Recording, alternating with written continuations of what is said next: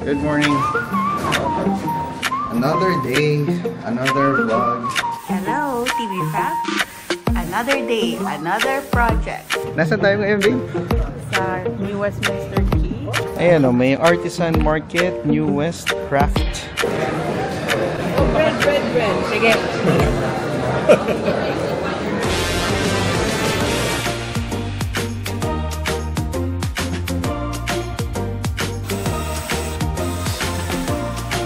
Hello TV fam, nandito tayo sa Superstore. Another grocery vlog. Kasama na natin dito sila Tita Lit dumating. We have Tony, we have Nardino, Ina.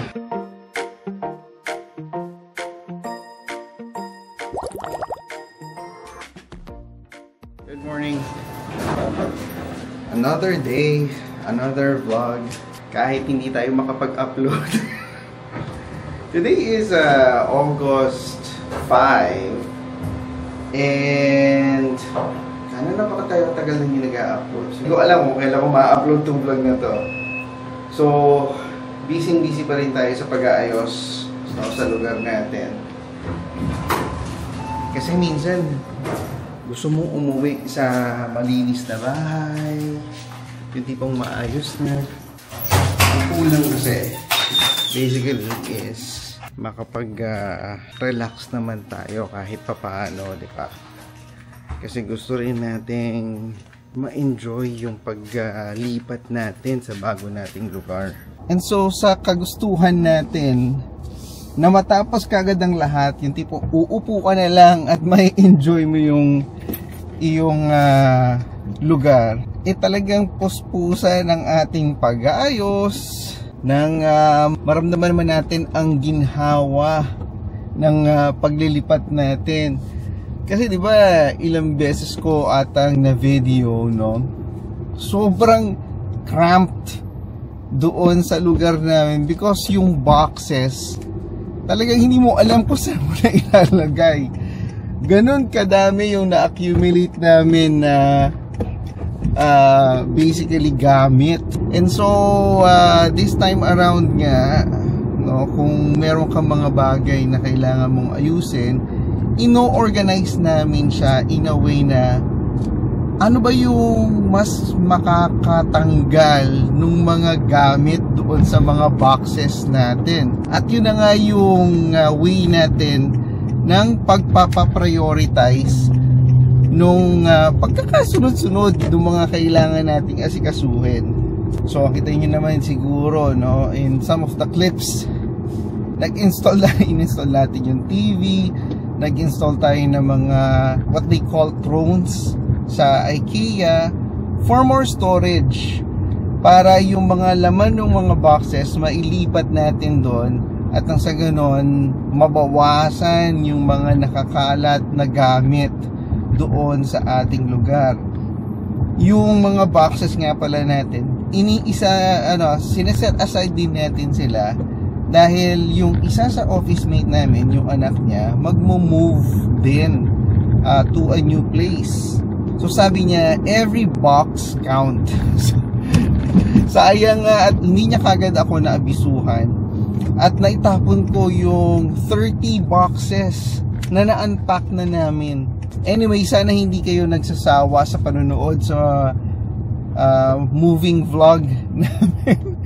At alam ko, sa sobrang tagal nating hindi nakapag-upload, madami at sunod-sunod yung mga upload natin na tungkol sa ganyan topic. Okay, hello TV Fam. Another day, another project. Tonight, it is our walk-in closet. Painting and installing the closet system. Hi there. Ano kasi Siri? Tingin ka. Hello. Ma-echo. So, dinismantle niya tong mga ganito sa kabilang side. Yan. Tapos, ano to? Ano to? Malasado? Masalado? Masilya. Masilya. Minasilya niya yan. Yan. Tapos ngayon, pinipaint na. Yeah. Sa kagustuhan na matanggal ang mga gamit sa living room, Yes. Kailangan nang ayusin itong walk-in closet. So, yan din. Kinabit din yan ni John. Ilaw dyan. Yan. Sumutulungan kita? I need your assistance sa Cleaning? That's what I need. Sige. Okay. Bye for now. Yay. Tomorrow is another day. Another project. Yes. Magandang umaga, TV fam. Another day, another vlog. Nasaan tayo ngayon, babe?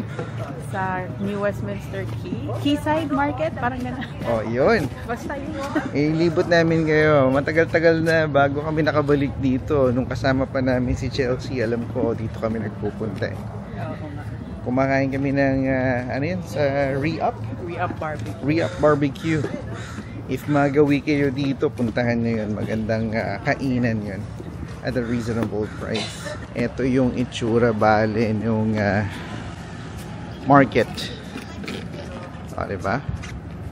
Ayan o, may artisan market, New West Craft today, 11 AM to 4 PM. O, yung mga novelty items, locally made. May apparel, accessories. Medyo mas vibrant na siya ngayon compared dati nung nagpunta kami. Ayan. Yun yung parang food court at sa loob niyan doon yung restaurant na usually pinupuntahan namin. Isa nga pala sa mga nagustuhan namin dito is yung ice cream. Marami ditong gelato options. Pakita natin sa inyo sa loob. Ito yung Re-Up Barbecue. I think we need a bigger table. Oh, may tao doon. I'll look. Maghanap muna tayo ng table. Where in the world are we? Oh! Yummy! Southern style chicken, barbecue ribs. Thank you so much. Kain tayo. Hindi ka pa kumakain. Sabihin na kagad. Sabihin ako ah. Ito, wings tsaka fried chicken. Kuha ka na lang. Namiss ko yung lasa nito. Ano yung lasa? Gusto mo rice? Order ka chicken curry, may rice.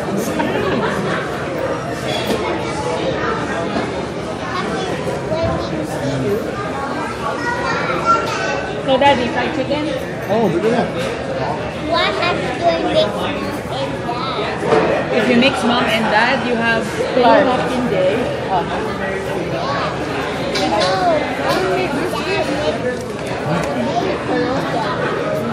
Okay. Good. What happens if you mix mom and dad? You have a get bread? Get a bread. Here. Yeah, it's for the chicken. Pero try mo sa ribs. No? Ito oh. Serving for both. Gravy niya. Full rack ito, anong tawag?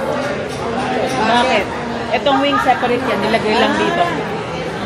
1 pound wings. Half wing? Oh. Tapos one bucket. Yung bucket kasama coleslaw tsaka biscuit. Pero pina-half price, half biscuit ko. 10 pieces ko lang. Here. Wala silang upuan masyado pag dumating ka na. Mas marami kayo. Ano na? Wings? Putol pa ka ng wing. Ay, hindi, may wing nga. Pwede sa chicken, pwede sa wing. Malasa. Ito yung manok. Malasa yung coleslaw. Hindi, ang kami nito. Kumain na kayo dito nito? Tagal na. Mama din. Mami, Chelsea. Ito. Ito lang. Parang Naglalakad na tayo ulit dito sa parang pier nila. Ayun sila Mami Daddy, si Joyce saka si Clark. And then nandun naman si Lolo Jeff saka si Calvin. So today, pauwi na nga tayo. Hopefully there's no traffic. This is approximately 30 minutes away lang naman from our location or from our house in Richmond. Malaking pinagbago. Yung open parking lot nila, actually may malaking high-rise building na, which is that place. Dati vacant lot yan, dyan kami nagpa-park dati, pero ngayon there's a 2 tower, not 1 but 2 towers na actually. Hindi ko alam kung residential to or commercial. Yeah, siguro magkita lang tayo ulit mamaya, pero napakaganda ng araw at ganda ng view natin, di ba? Morning TV fam. Medyo nagpahinga-pahinga na rin naman tayo sa pagkukumpuni o sa paggawa ng mga dapat gawin sa bahay. Hopefully, you're still there, watching our vlogs. Maraming salamat. And today is Tuesday. Kahapon nga pala, wala tayong pasok. Compressed day natin. And first time in a long time, kalain mong nawalan ng kuryente sa lugar namin. Medyo matagal-tagal din yun from around mga siguro 6:30 ng hapon. Nagkaroon ng kuryente close to 10 ng gabi. At medyo 10 o'clock na close to 10 o'clock na yung pagbalik ng kuryente. Medyo malalaking power outage yun kasi parang 12,000 homes yung affected. So kagandahan naman kasi dito, hindi naman talaga ganun katagal yung power outage. And merong mga update na lumalabas kapag nagkaroon ng power outage, like even yung parang repair crew na mag-aayos nung nasira na part or na damage na area, yung estimated time of arrival nila, nire-report yun sa website in real time. Sinasabi na parang crew is on the way. Pag sinabing on the way, meron naka-indicate how many minutes bago sila makarating, yung parang estimated time of arrival nila. Kahapon parang it took them 20 minutes to arrive at the site, and then it took them another siguro 45 minutes, close to an hour, to repair the problem. Hindi naman ganoon katagal, and good thing na rin na meron naman tayong mga emergency lights na nakatulong sa atin during our pag-aantay doon sa kuryente kahapon sa bahay. So ang kagandahan naman dito siguro sa strata namin, pag nagkakaroon ng power outage, meron silang protocol na kung saan they open and lift up the garage gates, which is good. Sa property namin kasi dati walang ganun So although after nagkaroon ng incident na kung saan lahat ng tao hindi nakalabas, nag-commute yung mga tao punta sa kanilang mga sari-sariling work, maraming nag-email sa property manager, and so after that nagkaroon na rin ng protocol na the gates will be lift up kapag nagkaroon ng power outage, nang sa ganun makalabas din yung mga tao. Kasi nga last time nagkaroon ng power outage, lahat ng tao nag-commute, hindi nakalabas.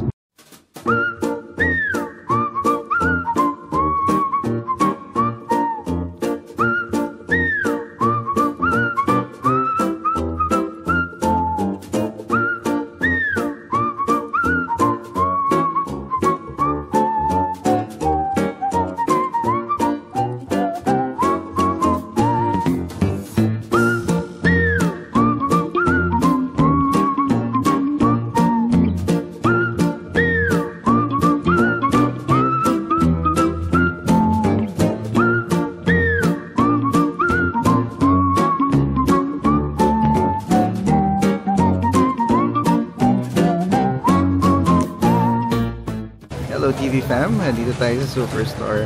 Another grocery vlog. Sama namin kayo. Bungad na bungad pa lang, ang dami na kagad na Japanese products na for sale.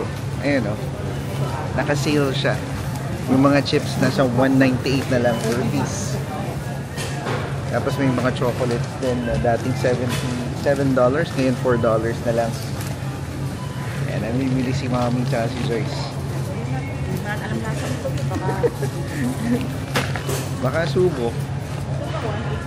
Yan. Saturday nga pala ngayon, around mga 10:30 in the morning. Okay. Medyo malaki-laki yung mga area nila dito na maraming nakasil. Oh. Yung buong yan, it's all in sale. $8. Yung parang pinakamahal na nakikita natin, $8. Ano to?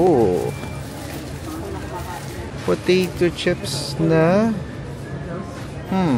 sa steak. O, di ba? Pagkapasok pa lang, ayan na kaagad. Nakabili na tayo kaagad. Aga-aga. Chips at chocolate. Grabe, ang mahal na ng karne, oh. Tignan nyo, oh. Ground beef, $7.50.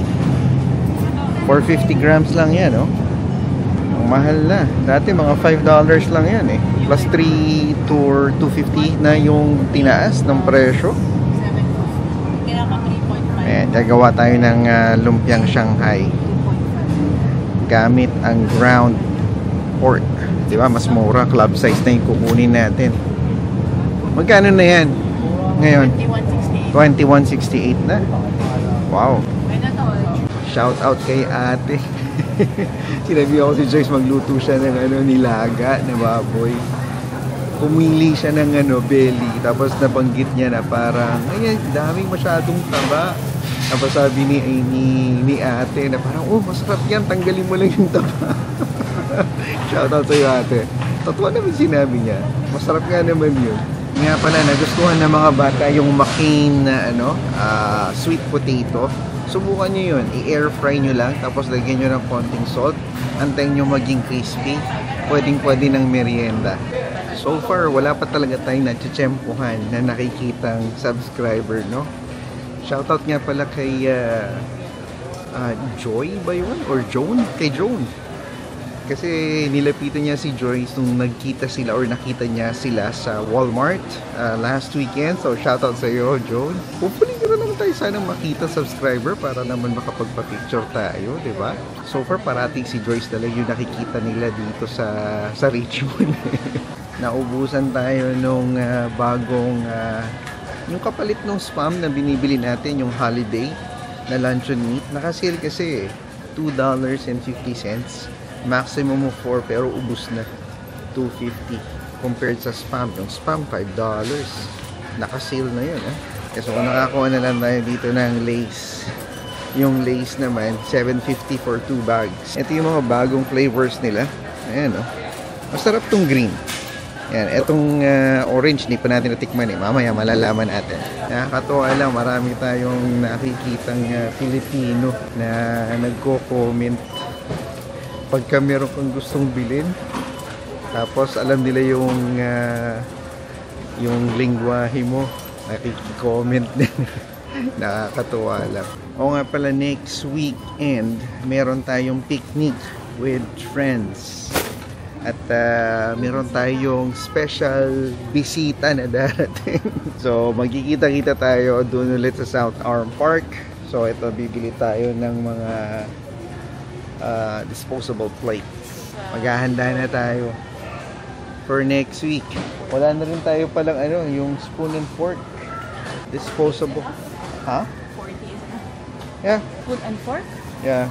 Diba nung last time parang sabi mo fork na lang yung meron at saka knife. Spoon na lang ang meron. Spoon, For sure naman yung iba din magdadala pandagdag.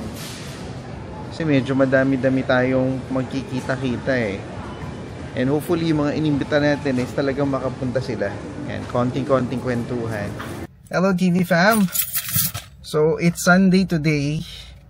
Alam naman, naghahabol tayo ng vlog, no? Pero gusto ko lang ma-document at ma-share sa inyo kung ano ba yung ginagawa namin on a weekend, on a regular basis. Anyhow, guess what kung nasaan tayo? Nandito na naman tayo sa Home Depot. So basically, ang ginagawa natin, every day, meron tayong tinitake on a project. Dapat natatapos natin yun para make sure natin na nagpo-progress tayo. Diba? Meron tayong natatapos para sa bahay natin. Each and every time. So, eto tayo. Ang itatackle naman natin today is basically yung ating heated towel rack sa CR natin. Ang kukunin natin is basically electrical box. Kasi walang outlet eh. Ang gagawin natin is lalagyan natin siya ng outlet. So, electrical box. Kasi chinek na natin on site, sa website eh. Siyempre, dapat available yung product, diba? So, aisle 6, bay 4. So, 2. Here's bay 4. It must be somewhere here. So, hindi kasi natin siya i-attach sa studs. Nahanap natin yung pwedeng screw. The price is almost $15. Hanapin natin yung ganong presyo. Where are you? Must be upstairs. Oh, here. Okay. So, ang hinahanap natin is basically ito. So, yung iba kasi kinakabit sa wall studs. Ito, iniipit niya yung drywall, kumbaga. So, ito yung kailangan natin kasi hindi siya naka-attach sa studs. So, isa nito, may outlet na tayo sa bahay. May cover na rin tayo. Ang next natin is yung wire. Yung wire yung next. Grabe yung mga outlet ngayon. Meron na rin ng USB at saka USB-C. Pero kaya yung kabit natin. Wow, mahal. Almost $24. Meron na kasi tayong mga binili sa bahay. Siguro okay na yun. Bali mamaya papakita ko sa inyo kung paano to ini-install. Madali lang naman siya. Paano ko to natutunan? YouTube. No? And of course, kailangan natin double check kung compliant ba siya sa mga regulations. Kailangan natin next wire. We need the wire. Nabili na natin yung kailangan natin para sa project natin ngayong gabi.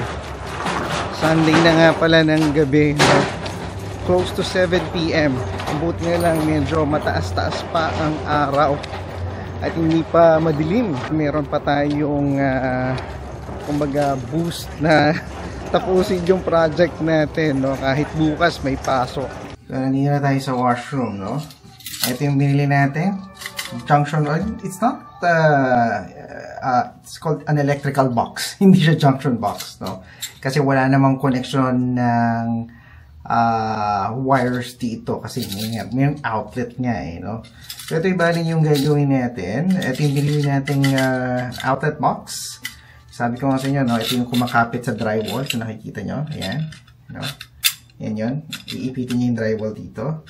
And then dito naman, pag nagko-connect ka ng mga lines sa outlet, basically, you know, follow mo lang. May instructions to sa likod, no? Usually, yung gold is what we call a live wire or hot wire.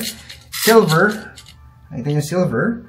Yan yung parang what they call basta hindi siya hot wire. No. Sometimes yung white is considered yung neutral, no? Or yung parang pinaka-line. Then yung copper, basically yan yung ground. So tamper resistant yung kinuha nating outlet para hindi siya pwedeng pasukin ng ano, lalo na pag pinaglaruan ng bata. Anyway, yan yun bale, no? So we bought the wire. And then, i-connect na natin siya doon sa isa pang electrical box doon sa likod para magkaroon tayo ng power dito. And sa ganoon, makonect natin yung parang ating towel warmer.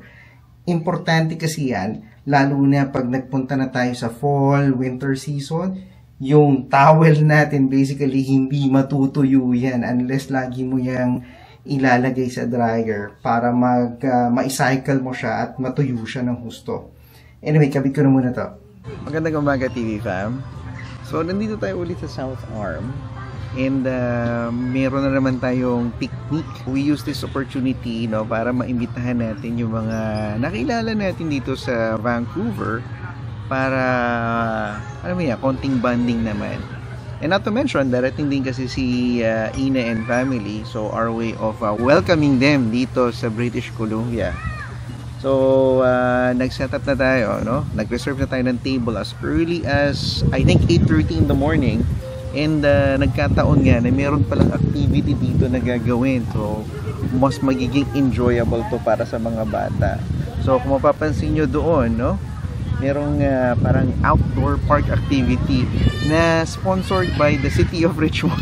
Hindi ko nga napansin to sa bulletin board or sa announcement naman, pero apparently nag-host sila ng ganitong klaseng mga activities. So habang nag-aantay tayo para sa pagdating ng mga inimbitahan natin, no, marami kayong mamimit ang mga tao dito, and itong mga taong to, piling-pili, sama na natin dito sila Tita Lit dumating. We have Tony, we have Nardino, Ina, and then we have Joel and Giselle. Yun. And si Tita Lit galing pa yan Chilliwack. No, we also have Ryan, we have She of Rick and She channel, and then Tony Med. Tawa lang na nandito sila, di ba? We're waiting for a couple more people. Wala pa si Isay at saka si Evan. Mamimit nyo rin dito yan mamaya.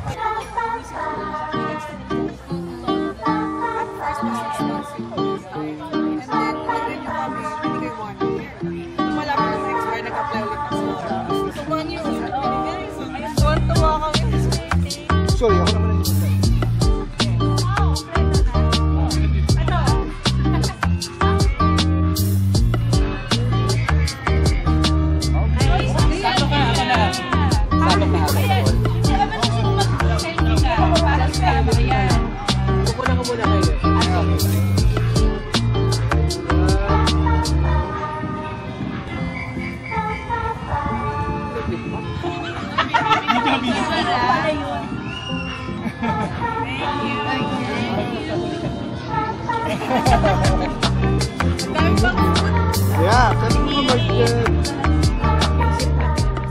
Good evening TV fam.